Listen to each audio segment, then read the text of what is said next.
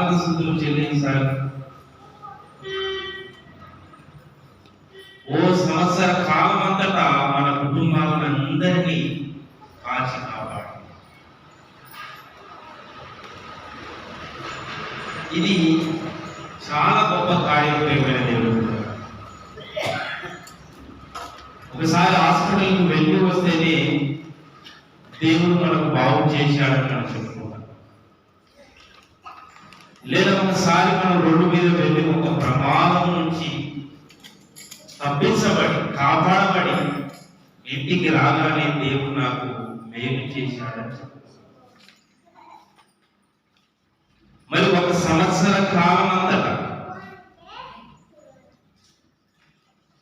2023 సంవత్సర కాలం అంతటా నిన్ను, నన్ను, నీ కుటుంబాన్ని, నా కుటుంబాన్ని దేవుడు కాచి కాపాడినందుకు, ఆయన చేసినటువంటి మేలులకు కృతజ్ఞత స్తుతులు చెల్లించే వారంగా మనం ఉండాలి. అందుకే మరి ఈ దినాలైనా కనీసం మందిరానికి వచ్చి దేవా నన్ను, నా కుటుంబాన్ని మీరు కాపాడారు అని ప్రార్థన చేసుకునే మనుషులు ఏమైనా కనబడతారంటే మనుషులు మాత్రం తగ్గిపోయారు. పండుగలు వచ్చాయంటే మాత్రం గుంపులు గుంపులు ఉంటారు. ఎవరో ఆదివారం అనగానే చాలా మందిరాలు దేవుడు నిజంగా నీ కుటుంబానికి చేసిన మేలును ఒక సంవత్సర కాలంలో చిన్నవి కాదు ప్రేమైన దేవుడు.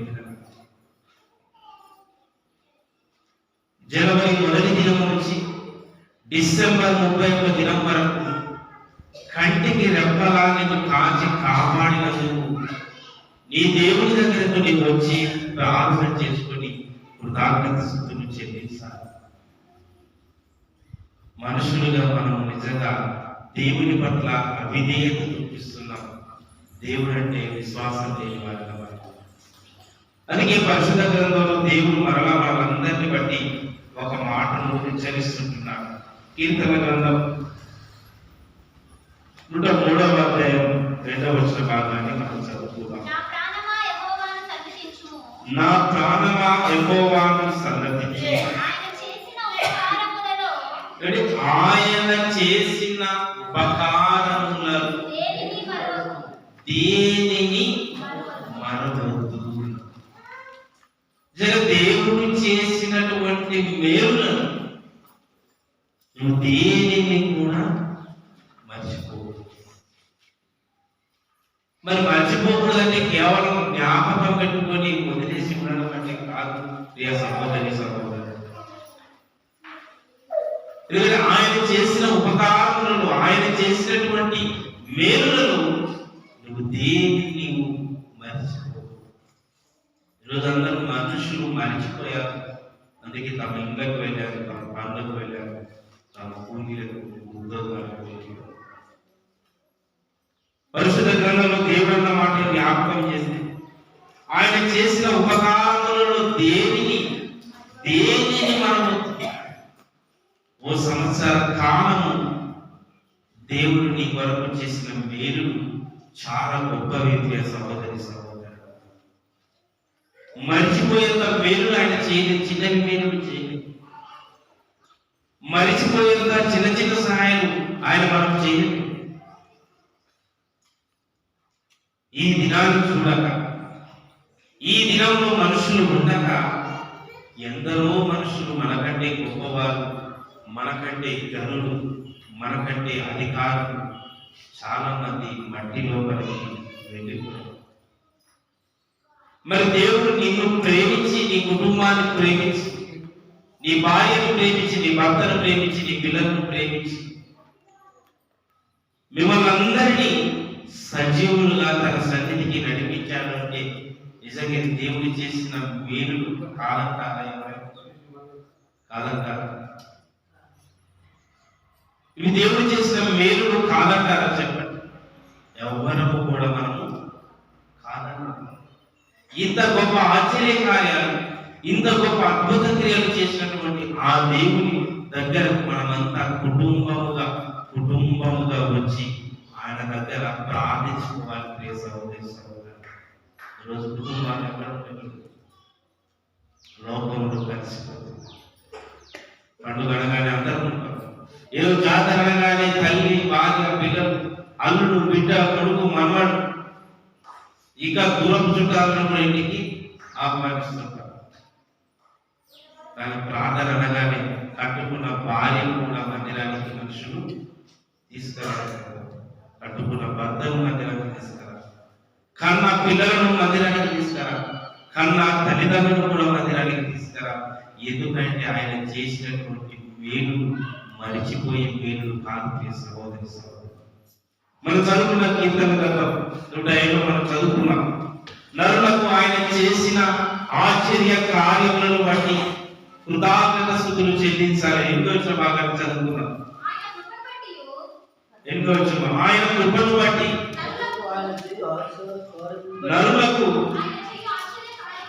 నరులకు ఆయన చేయు ఆశ్చర్య కార్యములను బట్టి వారు యెహోవాకు కృతజ్ఞత స్తుతులు చెల్లించుదురుగాక.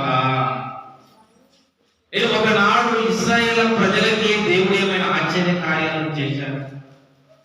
ఈరోజు ఆయన నమ్మినటువంటి, క్రీస్తును నమ్మినటువంటి నీకు, నాకు, నమ్మని వారి ప్రజలకు కూడా దేవుడు మనుషుల పక్షాన మేలుని చేస్తున్నాడు.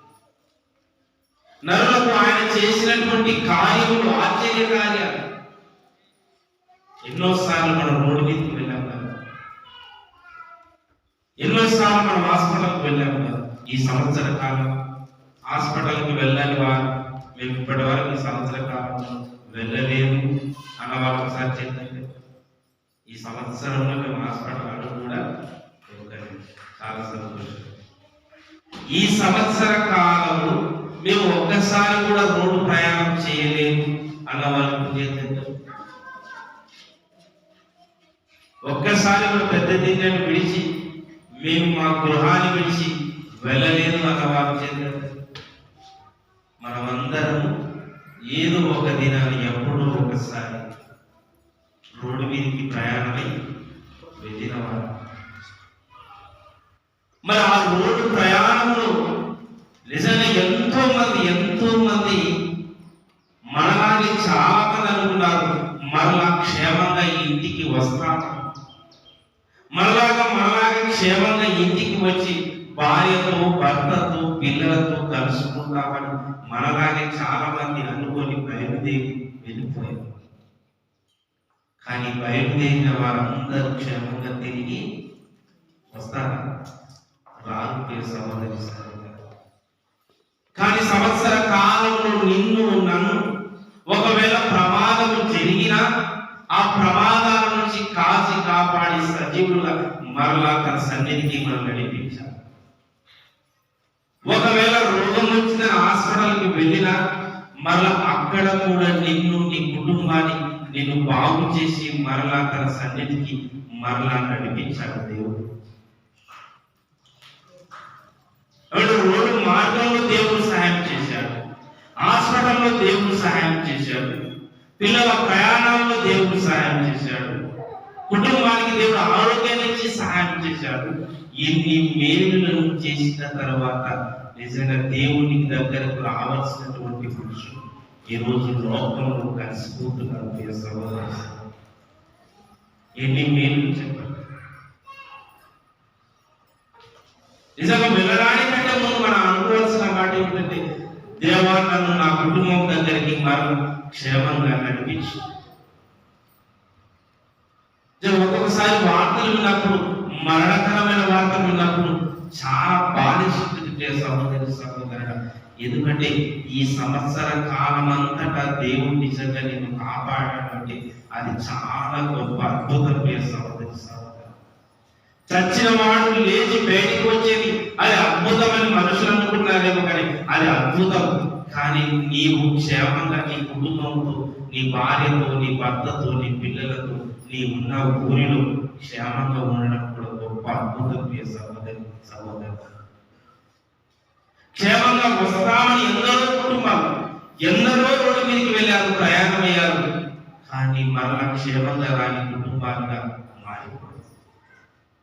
ఒకనొక దినమున జడ్చర్ల సమీపంలో మన ఊరు నుంచి బయలుదేరినట్టుగానే ఆ ఊరి గ్రామంలో కొందరు పనులకు వెళ్ళారు. పనులను ముగించుకున్నారు. సాయంత్రం మళ్ళా 5-6 గంటలకు ఇంటికి తిరిగి వచ్చే ప్రయాణం ఉన్నారు. పిల్లలకు ఫోన్ చేశారు, భర్తలకు చెప్పారు, ఆటోలో వస్తున్నాం, మన ఊరికి దగ్గరగా ఉన్నాం, ఇంకొక 20 నిమిషాలు వస్తాము. అలా వాళ్ళ ఊరి పరిమాణాలు దాటుకుంటూ మెయిన్ రోడ్లకి దాటుకుంటూ వాళ్ళ ఊరికి వెళ్ళిపోదాం. ఒక 2-3 నిమిషాలు అయితే అలా మెయిన్ రోడ్ దాటి వాళ్ళ ఊరికి వెళ్ళిపోవలసిన వాహనం ఎదురుగా లారించి ఇంటికి ఒక్కసారిగా కూలీలు అందులో ఉన్నటువంటి కూలీలు అందరూ సుమారుగా 8 మంది కూలీలు అక్కడికక్కడే చనిపోయారు. లారీ వాళ్ళ మీద దూసుకెళ్ళి. నేను ఇదంతా ఎందుకు చెప్పవలసి వస్తుంది ప్రియమైన సహోదరి సహోదరుడా? మనం కూడా ఎన్నోసార్లు రోడ్డు మీద మనం వెళ్ళాం కదా. మనలాగే వెళ్ళిన వారు మట్టికి వెళ్ళిపోయారు. మనం ఈరోజు క్షేమంగా ఉన్నామంటే మన తెలివితేటలు కాదు, మన డబ్బు కాదు, మన అధికారం కాదు, మన ఉద్యోగం కాదు, దేవుడే నిన్ను కాపాడాడు కదా ఈరోజు నువ్వు సజీవులుగా సంతోషంగా ఆయన సంఘం నుండి కుటుంబం నుండి. ఒకవేళ ఆయనే కాపాడకపోతే, ఆయనే మనకు ఊపిరి ఇవ్వకపోతే, ఆయనే మనకు ఆయుష్ ఆరోగ్యాలను ఇవ్వకపోతే నిజంగా మనం అందరం మట్టికి వెళ్ళిపోతాం. మట్టి వేసి మరలా ఒక వారం తర్వాత మనల్ని మర్చిపోతుంది. అందుకే దేవుడు నిన్ను ప్రేమించాడు, నీ భర్తను ప్రేమించాడు, నీ పిల్లలను ప్రేమించాడు. అందుకే మనం అందరం క్షేమంగా ఉన్నాం కాబట్టి దేవుడు మనకు చేసిన మేలును కృతజ్ఞత స్తుతులు మనం చెల్లించాలి. సంవత్సరం అంతా కాచి కాపాడేవారు. ఈ చివరి దినానేదో మందిరంలో నేను తలవచ్చి ప్రార్థిస్తూ నాతో పాటు ఉన్న వారు, నా సైనికులు, నేను పలకరించిన వారు, నాతో మాట్లాడిన వారు ఎందరో ఈ దినాన నేను చూడకుండా వారు వెళ్ళిపోయారు. నీవు ఈ దినాన నన్ను ప్రేమించావు కనుక, నన్ను నీ సన్నిధిలో ఉంచావని నిజంగా తల వంచి నమస్కారం చేయవలసిన వారు ఈరోజు లోకంలో కలిసిపోతున్నాం. ఒకనాడు ఇశ్రాయేలు ప్రజలు కూడా కృతజ్ఞత స్తుతులు చెల్లించలేదు. రోమపత్రిక 1వ అధ్యాయం 21వ భాగాన్ని మనం చూస్తున్నాం. మరియు వాళ్ళు దేవుని తెలుసుకొని ఆయనను దేవునిగా మహిమపరచలేదు, కృతజ్ఞతాస్తుతులు చెల్లించలేదు. బాగా వినాలి, నేను ముగిస్తాను. ఏమంటున్నాడు వాక్య భాగంలో? మరియు వారు దేవుని తెలుసుకొని ఆయనను దేవునిగా మహిమపరచలేదు. ఇశ్రాయేలు ప్రజలకి దేవుడు తెలుసు అంటే తెలుసు ప్రియమైన దేవుని సంగమ. దేవుడు అంటే తెలిసి కూడా ఆయన దేవునిగా మహిమ పరచలేదు. ఈరోజు మనకు తెలియదు దేవుడు అంటే, మనకు తెలియదు, తెలుసు. తెలిసినా కూడా ఎంతమంది చూసాము పెద్ద సంఘంలో దేవుడు అంటే తెలంగాణ ఎవడైనా. అలాగే ఇశ్రాయేలు ప్రజల్లో కూడా దేవుడు అంటే అందరికీ తెలుసు, ఇశ్రాయేలు జాతికే తెలుసు. కానీ దేవునిగా మహిమ పరచండి. ఆ దేవుడే కదా. ఎప్పుడు పోతే ఎప్పుడు పోయి పాట పాడితే పండుగ రోజు పాట పాడితే అందరూ, ఈ రోజు పాట పాడతారు అదే బెంజమిన్ ఏమంటారు, ఆ రోజు పాట పాడితే 4 మంది చూస్తారు. ఎవరు అసలు ఒకటి కామెంట్ చేస్తారు, డ్రెస్ బాగుందంటాడు, ఇంకోటి బాగుందంటాడు, ఇంకోటి బాగుందంటాడు. ఆ రోజు అయితే నాకు ఈ రోజు దేవుణ్ణి మహిమపరచడం అంటే ఏదో మనల్ని మనం గొప్పగా చేసుకోవడం కాదు ప్రియ సహోదరి సహోదరుడు. మనకున్న డబ్బులు, మనకున్న అధికారాలు, మనకున్న తెలివితేటలు, మనకున్నటువంటి రాగాలను, మనకున్న ప్రతిభను మనం కనపరచుకోవడం కాదు సహోదరి సహోదరుడు. నిజంగా ఇశ్రాయేలు ప్రజలకు దేవుడు తెలియదంటే తెలుసు, కానీ దేవునిగా మహిమ పరచాలి. కానీ దేవుడు అంటే ఎప్పుడు వెళ్ళినా నడుస్తుంది, ఎప్పుడు వెళ్ళి పాట పాడినా నడుస్తుంది. ఏ రోజైనా మందిరానికి రోజు అలాగే డిసెంబర్ పగలు ఉండదు, రాత్రి ఉండదు. మనకు రాత్రి ఇష్టం కనుక రాత్రి పోదు, అంతే కదా. మన పగులు వీలైతుంది కనుక పగులు ఓడాడు, రాత్రి వీలైతుంది కదా మనకు రాత్రి. ఈ రెండు పంచాయతీలు ఎందుకు? కొత్త సంవత్సరంలో కొత్త బట్టలు వేసుకుని పోదామని ఇంకొకడు అంటాడు, అంతే. అటు బస్సు పాత సంవత్సరం, మన ఈ సంవత్సరంలో పాత బట్టలు వేసుకుని ఆ పాతిపోయిన మకాలను ఎవరు చూస్తున్నారు రాత్రి పూట. కొత్త సంవత్సరం కొత్త బట్టలు వేసుకొని, కొత్త వంటలు చేసుకొని, మరలా కొత్తగా సెట్టు కొట్టుకుని మందిరానికి కొత్త అనేప్పుడు అంటే మనుషులను దేవునిగా మహిమపరచలేకపోతున్నారు. వాళ్ళ గొప్పతనాన్ని చూపించుకుంటున్నారు, వాళ్ళను వెప్పించుకుంటున్నారు, వాళ్ళు కనబడాలని వాళ్ళు చూపించుకుంటున్నారు. ఇశ్రాయేలు ప్రజలు అలాగే చేశారు. దేవుడు అంటే నిర్లక్ష్యం చూపారు, దేవుడు అంటే అవిధేయత చూపారు, దేవుడు అంటే క్రమము లేని జీవితాన్ని చూపించారు. నిజంగా దేవుడు మనలో ఇన్ని మేలు చేసినప్పుడు, ఇన్ని అద్భుత కార్యాలు చేసినప్పుడు, ఇన్ని గొప్ప కార్యాలు మన కుటుంబానికి చేసినప్పుడు నిజంగా దేవుని మనం ఎల్లకాలం కృతజ్ఞతలు చెల్లించాలి, గణపరచాలి. కానీ ఇశ్రాయేలు ప్రజలు నిజంగా ఎంత అవిధేయతలకు వెళ్ళిపోయారంటే వారు దేవునిగా మహిమపరచలేదు. ఇంకొక మాట కృతజ్ఞత స్థుతులు చెల్లింపలేదు గాని తమ వాదముల యందు వెతులేదు. వాదిస్తున్నారు, ఆర్గ్యుమెంట్ చేస్తున్నారు ఒకటి కూడా. ఈ రోజే ప్రార్థనకి వెళ్ళాలి, దేవుడు ఏమైనా ఈ రోజే రమ్మన్నాడు. ఆర్గ్యుమెంట్, ఒకటి ప్రార్థనకి రండి అంటే ఈ రోజు వెళ్తేనే ప్రార్థన. వాడు తన పొగరు బయట మాట్లాడతాడు, ఏమంటాడు, రేపు ఆదివారం వెళ్ళాల్సిందా. ఇంకొకటి, వెళితేనే దేవుని గర్వపరిచినట్ట, మందిరానికి వెళితేనే దేవుని గర్వ. మైకులో కూడా దేవుని మాటలు ఏమంటాడు, మైకులో కూడా దేవుని మాటలు వినపడతాయి. ఆడికి వెళితేనే అంట ఎవడికి ఇష్టం ఉన్నట్టుగా వాడు మాట్లాడు. అందుకే బైబిల్ అంట వారు తమ వాదముల యందు ఇలాగే వాదిస్తున్నారంట ఇశ్రాయేలు ప్రజలు. మనం కదా వాదించినట్టుగా, మనం కదా మాట్లాడుతున్నట్టుగా వాళ్ళు ప్రజలే, వాళ్ళకి ఆలోచనలు ఉన్నాయి, వాళ్ళకి తెలివితేటలు ఉన్నాయి, వాళ్ళు గొప్పవాళ్ళు కదా, వాళ్ళు కూడా ఇలాగే వాదిస్తున్నారు, ఆర్గ్యుమెంట్ చేస్తున్నారు. ఆ దేవుడు ఏమైనా మేలు చేశాడు, నాకు ఉద్యోగం ఉంది కాబట్టి నేను కొత్త పట్టలేను, నాకు బైక్ ఉంది కాబట్టి నేను క్షేమంగా వెళ్ళి రాగలిగాను, ఇదేమైనా దేవుడు సాయం చేశాడు. ఒకరికొకడు వాదించుకుంటున్నాడు. ఇలా వాదించుకుంటూ వాదముల యందు ఎక్కువ వాదించకూడదు ప్రియ సహోదరి. ప్రార్థన ఉందా అనగానే ఇంకా మనం సిద్ధపాటు కానీ పౌలు ఎందుకు పెట్టినారు, రాత్రి పెట్టింటే బాగుండే, పౌలు పెట్టింటే బాగుండే, రేపు పెట్టింటే బాగుండే, ఎల్లుండి పెట్టింటే బాగుండే, భోజనాలు పెట్టిన తర్వాత పెట్టి బాగుండే, చక్కగా పోయి భోజనాలు ఇంతమంది ఎవరికి సమాధానం చెప్పాలి? ఏం సంగతి? ఒకటికంటే ఎక్కువ మన ఇంట్లో ఉన్నట్టయితే ఇంకా అంటే వాడు ఇంకా నీకు అలా సమాధానం చెప్పాలంటే ఈ బియ్యమై ఉంటుంది.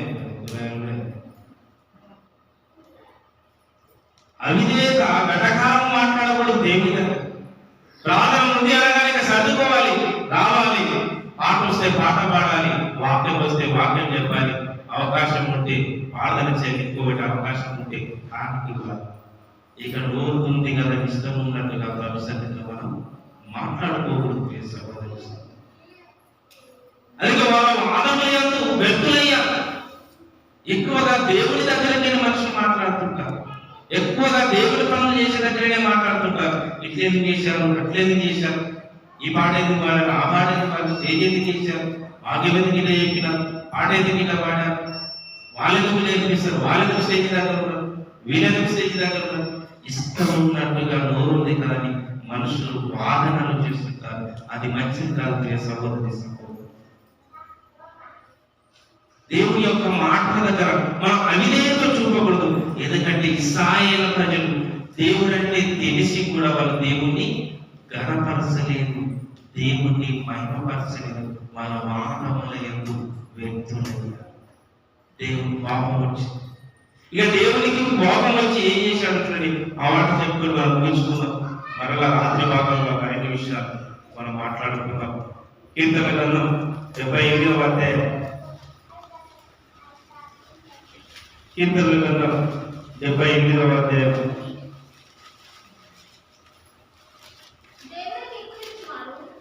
కీర్తన గ్రంథం 78వ అధ్యాయం చెప్తాను. 18వ భాగాన్ని చదువుకుందాం.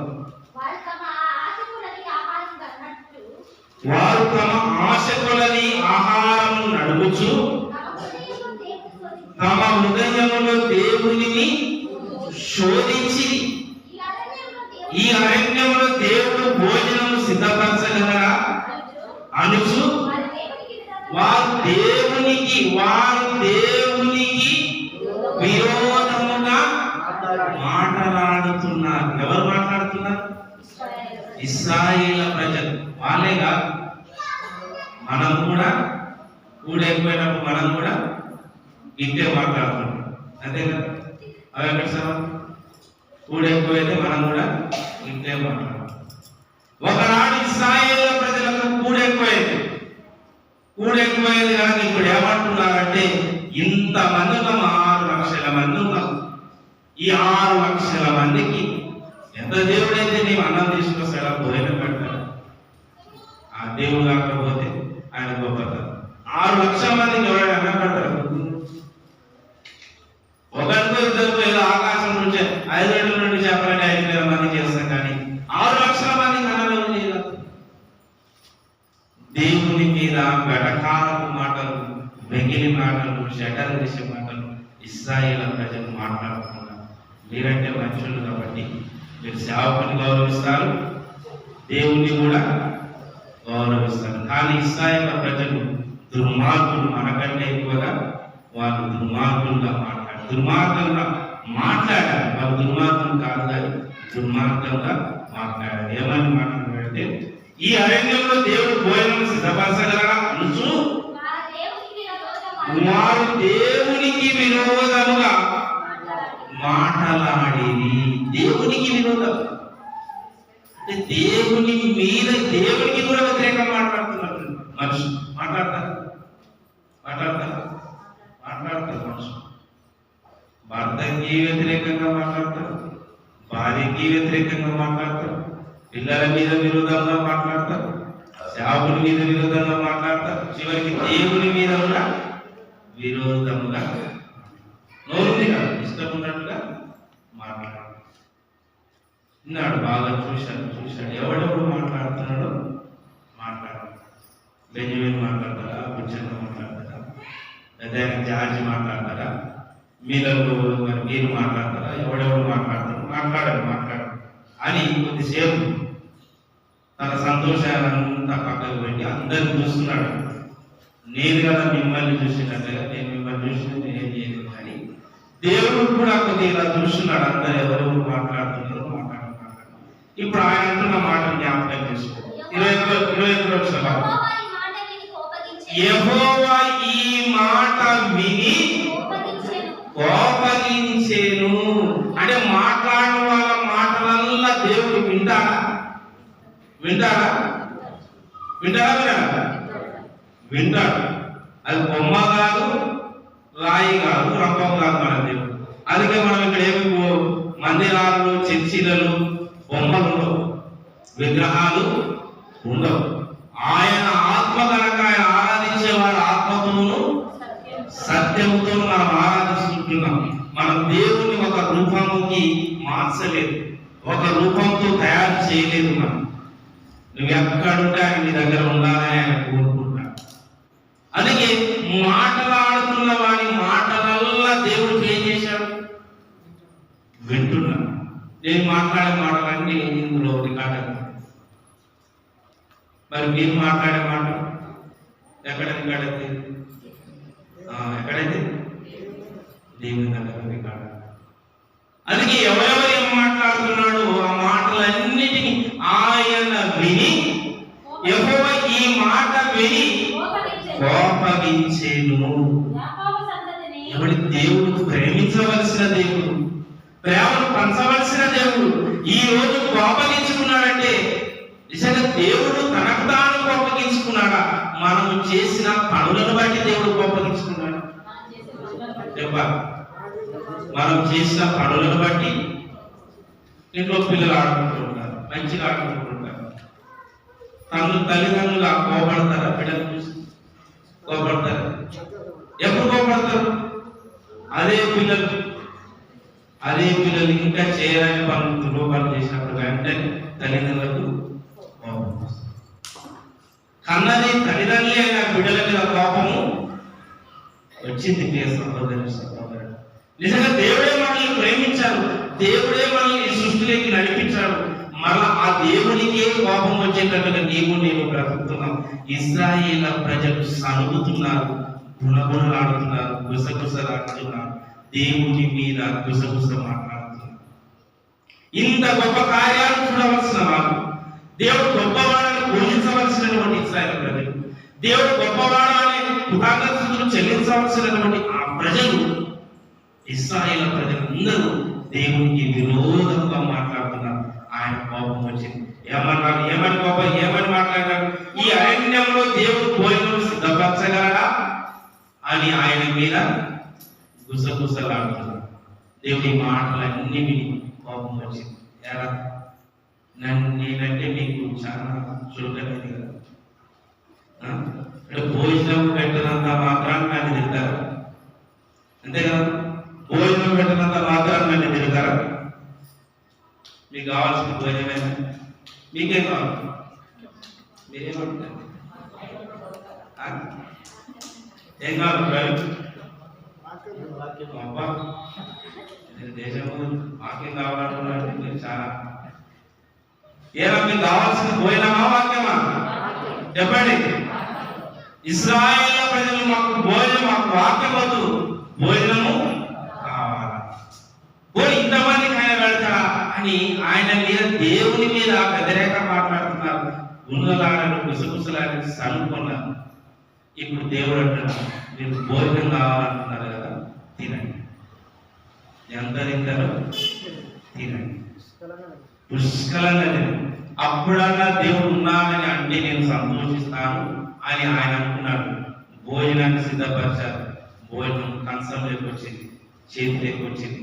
చేతిలో వచ్చిన భోజనం నోట్లోకి పోయింది. నోట్లోకి పోయిన భోజనం ఇంకెక్కడ పోతుంది? పండ్ల సందులోకి పోయి నమలాలి కదా. నమల కూడా మీరు తడపడగా నమలాలి కదా. చిన్నపిల్లలు అంటే తింటారు కాబట్టి మనమందరం ఏం చేయాలి?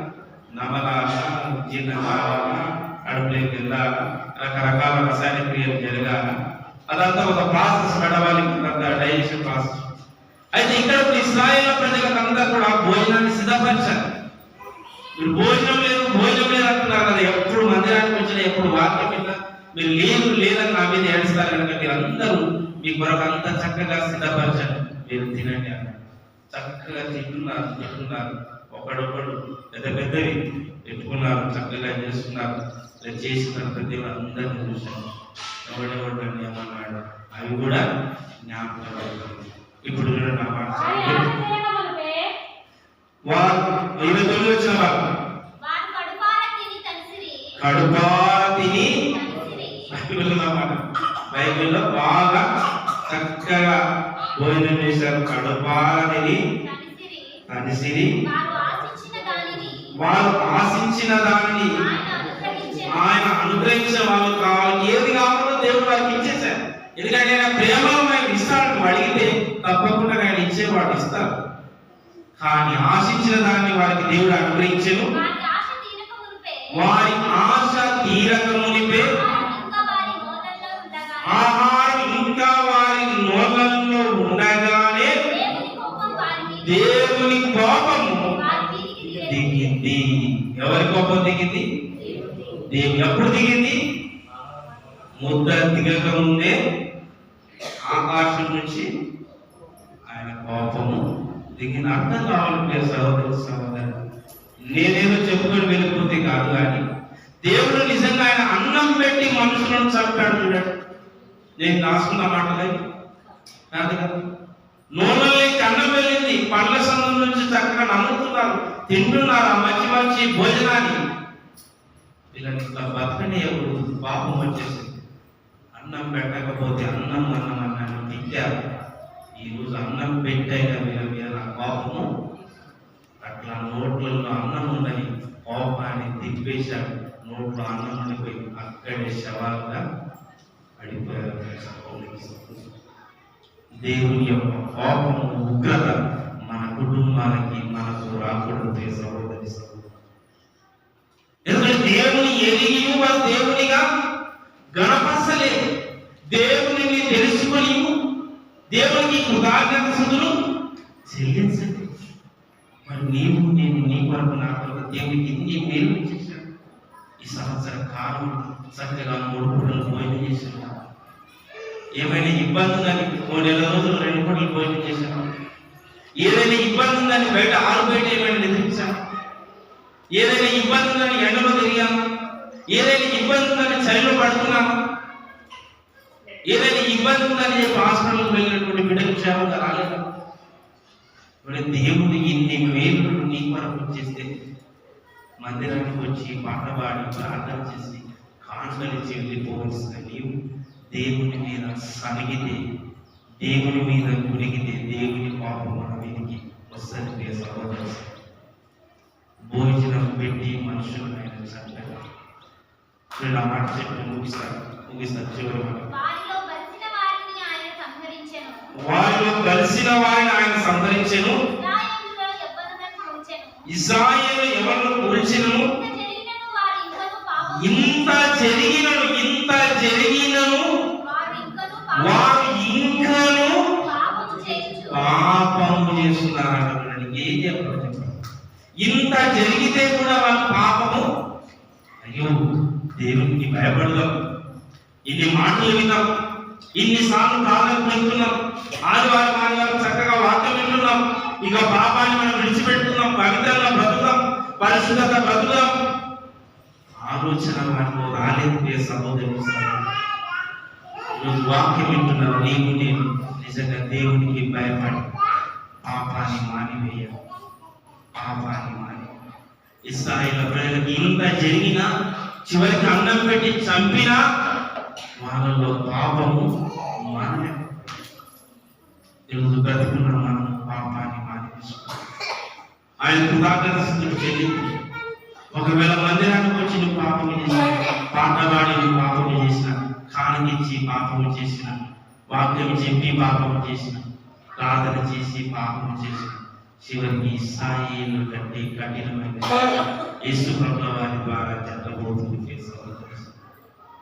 అందుకే మనం ఎవరు పాపానికి దూరంగా పాపాన్ని విడిచిపెట్టుకొని పరిశుద్ధులుగా బ్రతికుతూ దేవునికి కృతజ్ఞత స్తుతులు చెల్లించాలి. ఈ సంవత్సర కాలం అంతటా దేవుడు కాపాడాలి. దేవాన్ని చిత్తమైతే మరొక సంవత్సరం నాకు ప్రసాదించు. ఆ సంవత్సర కాలం పరిశుద్ధంగా చివరి మాట చూసుకోవచ్చు. ఇంత జరిగిన వారికి పాపం చేయొచ్చు.